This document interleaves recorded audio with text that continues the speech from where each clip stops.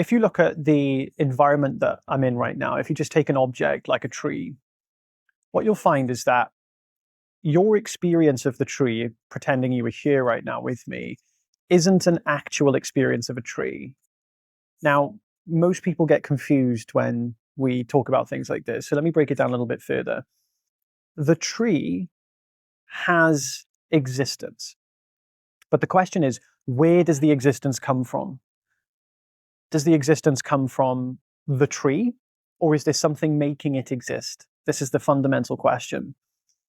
The thing that seems to make the tree exist isn't actually coming from the tree. It's coming from your mind. Because without your mind being able to observe it, the tree wouldn't appear to you as a tree. The reason it appears as a tree is because you're experiencing color. You perceive color. Color doesn't come from a tree. This is basic science. Colors don't come from trees. Colors come from our mind. We create the experience of color psychologically. So when you look at the tree, you think you're seeing a tree, but the thing giving it existence isn't the tree, it's the color. Imagine the tree didn't have color. It would be invisible. You wouldn't see a tree. So the experience of a tree is purely color. Now, if you touch the tree, you move your finger along it, it feels rough. You don't feel roughness. If you tap it with your finger, you don't feel hardness. You feel sensation. So we think, the tree is there, and I know it exists because I can touch it, I can see it, I can feel it. It's hard, it's rough, it's wood. But the hardness is namely a formulation of a sensation. It's a name for a sensation. Toughness or roughness is also a name of a sensation. The color, again, is the name of the experience that is coming from your mind. Sensations themselves are coming from your mind. Trees don't have sensation. So the only way you can render the tree knowable is if you touch it and you feel it's rough, it's hard, or it's smooth. And then the roughness, hardness, smoothness doesn't actually come from the tree. It comes from your mind. Your mind creates the experience of sensation. Sensation doesn't create the experience in your mind. There's not sensations in stuff, then they go into your mind and you receive the sensation. You experience the sensation internally. So an easy experience to relate this to is a thought. You would probably agree that a thought exists in your mind, right? Thoughts aren't in someone else's, well, they are in someone else's mind, but you know what I mean. Thoughts aren't in the tree or on the grass. Thoughts are taking place and experienced in your mind. And you would never deny that. The only reason that it seems like a sensation takes place outside us is because we have a concept called outside. But the outside world is only proven to exist, seemingly, because of color. And because of color, we have shapes. Because of shapes, we have size. And because of size and shapes, we have space. And because of space, we have size and shapes. You cannot have space and time unless it is relative to an object. Imagine all the objects disappeared, including your body, because that's also an object. There would be no sense of space and time. There'd be no necessity to measure time. There'd be no need to. Time is completely relative, as that wise old man said from Germany. This whole experience is relative to our finite mind. We never come into contact with a solid world. So the premise of this investigation, it's not me trying to make a claim about the nature of reality, because I don't know the nature of reality unless that reality is an experience of our mind. Because I have yet to come into contact with an object that exists outside my mind. And I would suggest neither have you ever had an experience of an object outside your mind, because the only experiences you've had are contained, maintained, and sustained by your mind, such as size, shapes, forms, colors. Objects don't have those things. You create those things. So then the question is, what am I touching then when I touch the tree? Or what am I seeing then when I see the tree? What is making the tree feel rough, tough, hard, soft? What is it making it look brown and all these other qualities? Well, the thing that seems to be making it these qualities isn't actually there. And this is the beautiful thing to realize. Nothing we perceive in the world exists independently of everything else. So no object you experience has its own existence. We usually think reality is filled with separate realities. Like I have a reality, you have a reality, God has a reality, this has a reality, and they come from different places. They don't come from different places. Anything that can exist comes from existence, and existence is the only thing that exists. And it is only one of those realities. There's only one. That same reality isn't a physical world. It isn't a physical reality. It's an internal experience. This internal experience is what we call a mind.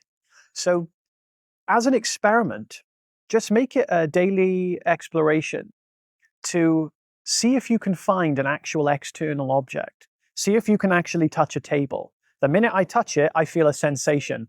I don't find a table.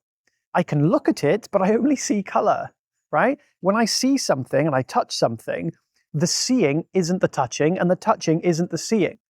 So I can say to myself, I touch a table, but the table is just a made-up concept based on other relative objects. And they do not themselves have their own existence when we go to observe them. So take the experience of the table right now. I touch it and I feel a sensation. A sensation is not coming from the table. The sensation is coming from an experience derived from my mind. Now the question is, what is then present in the experience of a sensation? The only thing present in the experience of a sensation is the fact that I know the sensation is taking place. And now this sounds extremely simple, to simply know that the sensation is taking place. The thing that gets complicated is that we try to add an extra substance.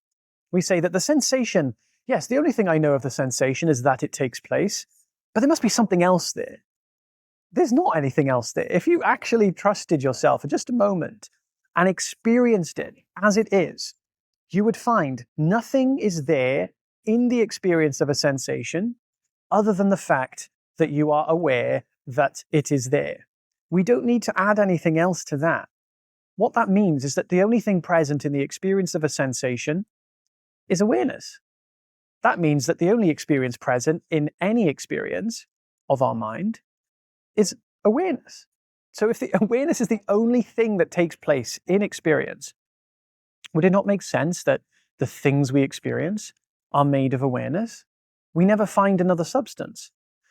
The philosophical question to come to terms with, or the philosophical point of view to come to terms with, is to come to terms with the fact that if reality is real, it should be known to itself.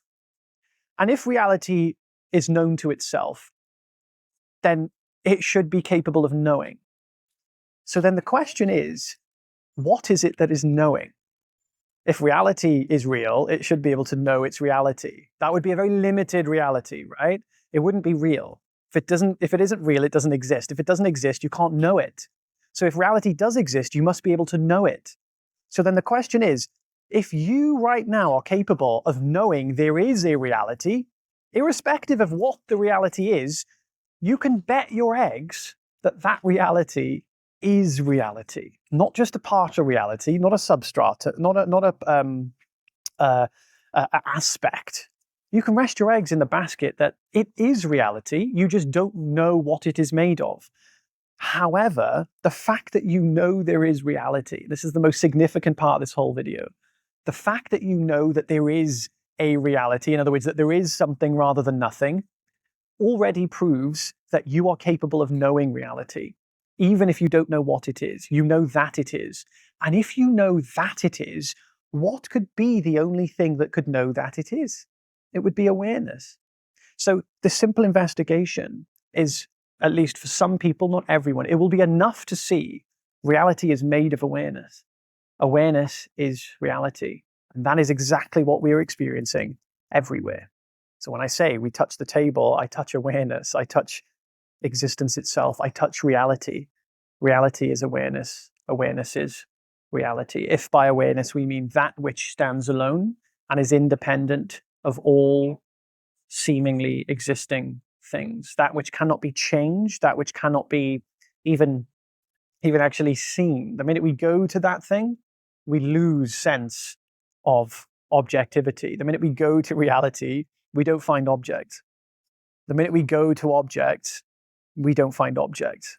So this, what we call awareness, is absolute. It's not awareness in the way that we think it is. We usually think of awareness as I witness the thing. I am aware of the thing. But when we remove the thing we're aware of, because it's already made of that, and therefore we remove the witness of it, because a witness has to witness something, you actually collapse. You actually make a dissolution of a witness and something that's witnessed. So you collapse the subject-object relationship. And that's what we call non-duality.